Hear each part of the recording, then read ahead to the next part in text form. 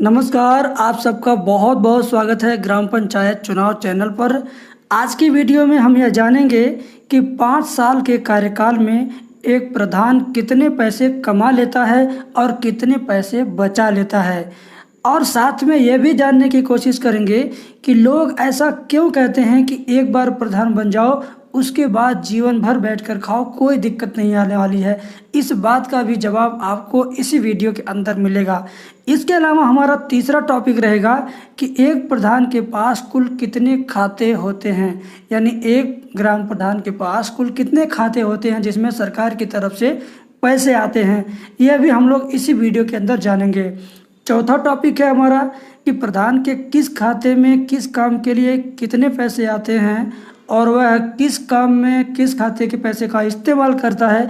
यह भी हम इसी वीडियो के अंदर जानने वाले हैं। साथ ही साथ ये भी जानेंगे कि प्रधान के किस खाते में सबसे अधिक पैसा आता है और आपको हम यह भी बताएंगे कि प्रधान दूसरे गरीबों के खाते से लाखों रुपए कैसे कमाता है। यानी ये सबसे इम्पोर्टेंट टॉपिक होगा इस वीडियो का कि प्रधान के पास कुछ खाते होते ही नहीं हैं, लेकिन फिर भी प्रधान दूसरे गरीबों के खाते से लाखों रुपए कैसे कमाते हैं। इस टॉपिक पर भी हम इस वीडियो के अंदर चर्चा करने वाले हैं। और सबसे लास्ट में हम यह भी जानेंगे कि यदि आप ग्राम प्रधान बन जाओगे तो कितने रुपए कमा सकते हो और कितने रुपए बचा सकते हो। तो चलिए वीडियो को शुरू करते हैं और एक एक करके सारे टॉपिक को कवर करते हैं और सारे टॉपिक की सच्चाई जानते हैं। सबसे पहला सवाल कि एक प्रधान के पास कुल कितने खाते होते हैं। तो मैं आपको बताना चाहूँगा कि प्रधान के पास लगभग 7 से 8 ऐसे खाते होते हैं जिनमें सरकार की तरफ से पैसे आते हैं। एक खाता होता है 14वां वित्त का, राज्य वित्त का या 13वां वित्त का। तो ये खाता सबसे बड़ा खाता होता है और इसी खाते में सबसे अधिक पैसे आते हैं और सर्वाधिक प्रधान केवल इसी खाते के इस्तेमाल से गांव के समस्त कार्य करवाते हैं और अपने लिए भी समस्त बचत करते हैं।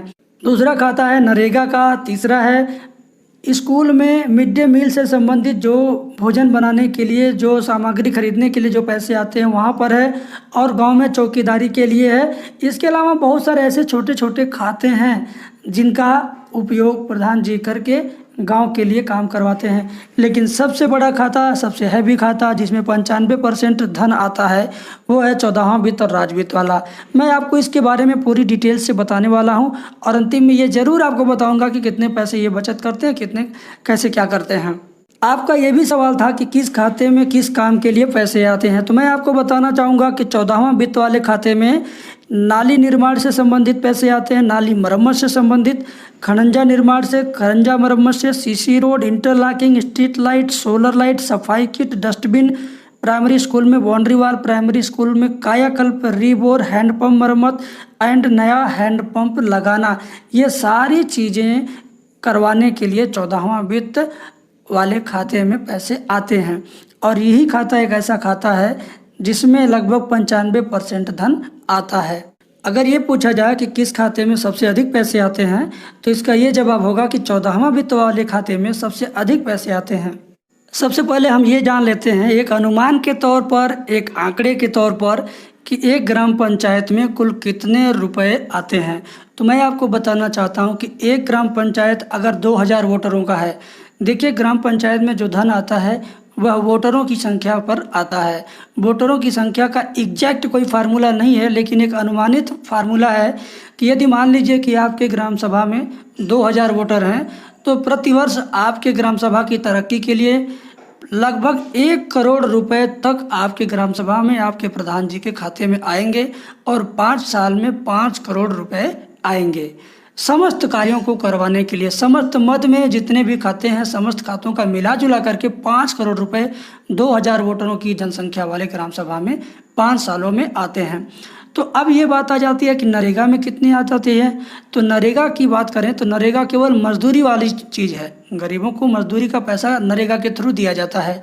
तो 2000 वोटरों की यदि आपकी ग्राम सभा है तो एक साल में लगभग 8 से 10 लाख रुपए मजदूरी लगभग आ जाती है। यानी रोजगार अगर आप दे रहे हैं, प्रधान जी रोजगार दे रहे हैं, लोगों को काम करा रहे हैं, तो लगभग ये पाया गया है कि 8 से 10 लाख रुपए प्रति वर्ष केवल मजदूरी हो गया। तो अगर इसी तरह से 5 साल की बात कर लें तो 40 से 50 लाख रुपए 5 साल में केवल मजदूरी चली आती है नरेगा के माध्यम से। और 14वां वित्त वाले खाते में जिसमें समस्त प्रकार के काम करवाए जाते हैं, नाली खड़ंजा तमाम चीज़ें, तो उसका भी लगभग 5 सालों में 4 करोड़ रुपए, यानी कुल मिला जुला कर जो मैंने बताया कि 2000 वोटरों की ग्राम सभा है, तो 5 साल में 5 करोड़ रुपए के आसपास का अमाउंट उस ग्राम सभा में आता है। आपके प्रधान जी उन्हीं पैसों का हेर फेर करते हुए या अच्छे मन से सच्चे मन से हेर फेर करते हुए गांव की तरक्की के लिए काम कराते हैं, और उसमें से गांव को भी रोजगार मिलता है और उन्हें भी रोजगार मिलता है, वो अपनी भी बचत करते हैं, लोगों की भी इनकम करवाते हैं। मैं ऐसा इसलिए कह रहा हूं कि मैंने एक ग्राम सभा का नहीं, मैंने लगभग हजारों ग्राम सभा का डेटा निकाला है, नरेगा वाला, 14वां वित्त वाला, आवास वाला, पेंशन वाला, शौचालय वाला, सारा का सारा डेटा निकाल के मैंने कैलकुलेशन किया, तो यही एवरेज आया है कि 2000 वोटरों की ग्राम सभा यदि है तो 5 वर्षों में कुल 5 करोड़ का धन उस गांव में आ जाता है। 5 करोड़ से कुछ ज़्यादा भी हो सकता है, कुछ कम भी हो सकता है, ये एग्जैक्ट आंकड़ा नहीं है, लेकिन एक अनुमानित आंकड़ा है जो लगभग 99% सही है। अब यहाँ पर बात यह आती है कि प्रधान कैसे इतनी ज़्यादा बचत करता है कि एक ही बार के कार्यकाल में, यानी एक ही बार प्रधान बनने के बाद उसके पास पता नहीं कितने गुना अधिक धन और संपत्ति हो जाती है। तो इसका सीधा सा जवाब है डुप्लीकेट काम कराना। बहुत सारे ऐसे प्रधान हैं, लगभग 80% से अधिक ऐसे प्रधान हैं जो अगर खरंजे का काम करवाएंगे, नाली निर्माण का काम कराएंगे, तो मान के चलिए यदि 5 लाख का बजट है उसके काम में, उस काम को कराने में 5 लाख रुपए का बजट टोटल आता है शुरुआत से लेकर अंतिम तक, तो वह उसमें इतना डुप्लीकेट काम कराएंगे कि लगभग 2.5 लाख रुपए ही लागत आएगी, बाकी का 2.5 लाख रुपए वो बचत कर लेंगे। यानी सीधे सीधे वो 50% और 40% बचत कर लेते हैं हर एक काम में, चाहे वो खड़ंजे का काम हो, चाहे नाली निर्माण का काम हो, चाहे खड़ंजा मरम्मत का काम हो, चाहे इंटरलॉकिंग का काम हो, चाहे सीसी रोड का काम हो। यहाँ तक कि ये भी पाया गया है कि बहुत सारे ऐसे प्रधान हैं जो फर्जी बिल, यानी उन्होंने ईंट खरीदी है, इसकी फर्जी बिल लगा करके पैसे निकालेंगे, जबकि ईंट वो खरीदते ही नहीं हैं। तो ऐसे धोखाधड़ी करने वाले बहुत सारे प्रधान जी लोग हैं जो एक ही बार के कार्यकाल में प्रधान बनने के बाद पूरा जीवन भर बैठकर खाने के लिए कमा लेते हैं। यदि आप किसी प्रधान से पूछेंगे कि कितने पैसे आते हैं आपके लिए, कितना आप बचा लेते हैं, कितना आप कमा लेते हैं, तो वो रोना रोएंगे कि 3500 रुपये मानदेय मिलता है, 5 महीने पर, 3 महीने पर, 4 महीने पर कभी कभी मिलता है। और उनसे आप ये पूछ देंगे कि क्यों आप तब चुनाव के टाइम में 15 से 20 लाख रुपए बांट करके दारू बांटते हैं और पैसे बांटते हैं, कंबल बांटते हैं, जो भी बांटते हैं, तो जब इतने कम इनकम है, इतनी कम कमाई है, तो आप चुनाव के टाइम पर इतना ज़्यादा क्यों बांटते हैं लोगों में, कहाँ से लाते हैं? तब उनके पास इस बात का जवाब नहीं रहेगा। अब बात आती है कि चलिए जान लेते हैं कि कैसे प्रधान दूसरे के खाते से लाखों रुपए कमा लेते हैं। जैसे मान लीजिए उदाहरण के तौर पर गांव में प्रधानमंत्री आवास आता है और उसके बदले 1,30,000 रुपये गरीबों को दिया जाता है। तो प्रधान जी, कुछ ऐसे भी प्रधान जी लोग हैं जो गरीबों को 1,30,000 रुपये का लाभ दिलवाने के लिए उनसे वसूली के नाम पर, घूस के नाम पर 20,000 रुपये ले रहे हैं और ये कह रहे हैं कि ये 20,000 रुपये ऊपर लगेगा, अधिकारियों को दिया जाएगा, तमाम जगह खर्चे हैं, तमाम जगह घूस दिया जाएगा, 20,000 रुपये आप पहले ही जमा कीजिए, उसके बाद आपका आवास आपको मिलेगा, और तमाम डॉक्यूमेंट भी ले लेते हैं। तो इससे गरीब सोचता है कि 1,30,000 मिलेगा, यदि 20,000 दे दिया गया तो वह 20,000 रुपये दे देता है। तो प्रधान जी क्या करते हैं? प्रधान जी इसमें से मात्र 5,000 रुपये ऊपर के लोगों में बांटते हैं, बाकी 15,000 रुपये वो अपने पास रख लेते हैं। तो मान लीजिए इस तरीके से वह 100 आवास में अगर कर रहे हैं, गांव में यदि 100 आवास आ गया और वह 15,000 रुपये प्रति आवास कमा रहे हैं, तो 15,000 गुणे 100 करेंगे तो ये हो जाएगा सीधे 15 लाख, यानी सीधे 15 लाख रुपये प्रधान जी की बचत हो गई। तो इस तरीके से अपने पास खाता न होते हुए भी गरीबों के खाते में जाने से पहले ही गरीबों से कमा लिए। ये जो प्रधानमंत्री आवास का पैसा है ये सीधे गरीबों के खाते में जाता है, तो प्रधान जी खाते में से कैसे कमाएंगे? वो तो इस तरह से गेम खेलकर कमा लिए, पहले ही उनके खाते में जाने से पहले ही कमा लिए, बचा लिए कई लाख रुपए। तो इस तरह से आपको पता चल गया कि प्रधान जी के पास खाता न होते हुए भी बहुत सारे खाते वाले हो गए और बहुत सारे पैसे वाले हो गए। और अब बात आ जाती है नरेगा की। नरेगा में भी पैसा सीधे मजदूरों के खाते में जाता है, लेकिन कुछ खराब नीयत के प्रधान जी लोग ऐसे जगह मजदूरों का खाता खुलवाते हैं जहां से कोई भी पैसे निकाल ले, किसी के भी खाते में चाहे जितने पैसे आए वो निकाल करके कुछ अपने पास रख लेंगे, कुछ उनको दे देंगे। जैसे मान लीजिए कि किसी मजदूर ने 10 दिनों तक की मजदूरी की, 182 रुपये के हिसाब से 10 दिनों की मजदूरी हो गई 1820 रुपये। अब उस गरीब के खाते में से 1820 रुपये निकाल लिए गए और उसको ले जा कर के 500 रुपये पकड़ा दिए गए और 1320 रुपये अपने पास रख लिए गए। तो ये खाता गरीब का है, लेकिन उस खाते का पैसा कौन खाता है? ये खाते हैं जो खराब नीयत के प्रधान जी हैं। तो मैं सभी प्रधानों को एक ही पलड़े पर रख करके नहीं तौल रहा हूँ, मैं उन ऐसे खराब नीयत के प्रधानों के बारे में इस वीडियो को बना रहा हूँ जो लोग ऐसा कर रहे हैं।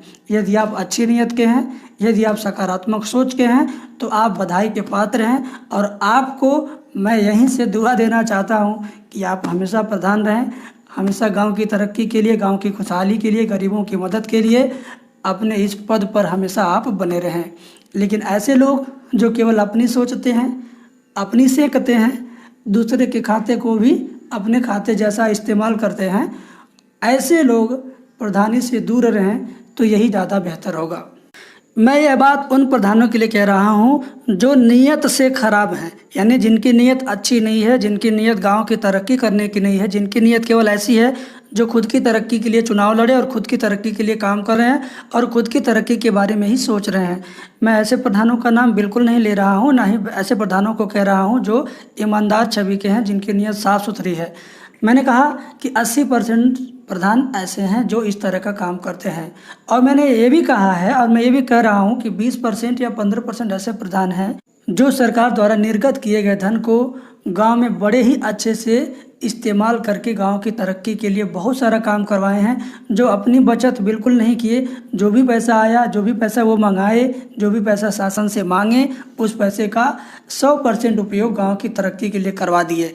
तो मैं ऐसे प्रधानों को अपनी तरफ से बहुत बहुत धन्यवाद बोलना चाहता हूं, ताकि ये प्रधान इसी तरीके से गांव की उन्नति के लिए, गांव की तरक्की के लिए, ज़िले की तरक्की के लिए, प्रदेश और देश की तरक्की के लिए इस तरह से काम करते रहें और हमेशा प्रधान बनते रहें। दूसरी बात, इसी तरह से शौचालय वाला खेला प्रधान जी लोग खेल रहे हैं।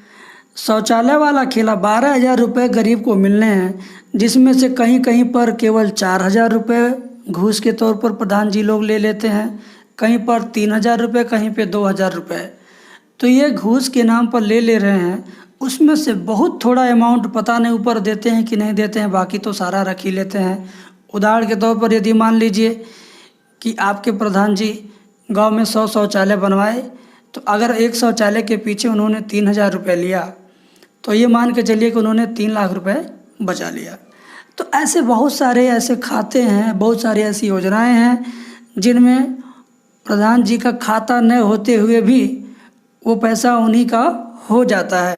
अब इस वीडियो के अंतिम में हम ये भी जानने की कोशिश करेंगे कि यदि आप प्रधान बन जाएंगे तो आप कितने रुपए कमा सकते हैं और कितने रुपए बचा सकते हैं। तो देखिए, इसका सीधा सा फंडा है कि आप यदि प्रधान बन जाएं तो एक अच्छी नीयत और एक अच्छी सोच के साथ प्रधान बने। आप कहीं पर भी ऐसा न करें कि घूस के नाम पर ज़्यादा पैसे ले लें, या कहीं खर्च न होने के बाद भी फर्जी वाला खर्च दिखा करके आप पैसा कमाने की कोशिश करें। आप गांव के मुखिया बने तो गांव की तरक्की इतना ज़्यादा कर दें, इतना ज़्यादा कर दें कि आपकी बेईमानी के बारे में कोई भी व्यक्ति सोच ही ना पाए, कोई भी व्यक्ति आप पर उंगली ना उठा पाए, कोई भी व्यक्ति आपको ये ना कहे कि इन्होंने बहुत पैसा बचा लिया। आप इतने ईमानदारी से, इतने निष्ठा के साथ काम करें ताकि लोग हमेशा हमेशा आपको ही प्रधान बनाएं और हमेशा आपको एक अच्छे निगाह से, एक अच्छे नज़रिए से देखें। हाँ, यदि आप चाहते हो कि आपके ग्राम सभा में कितने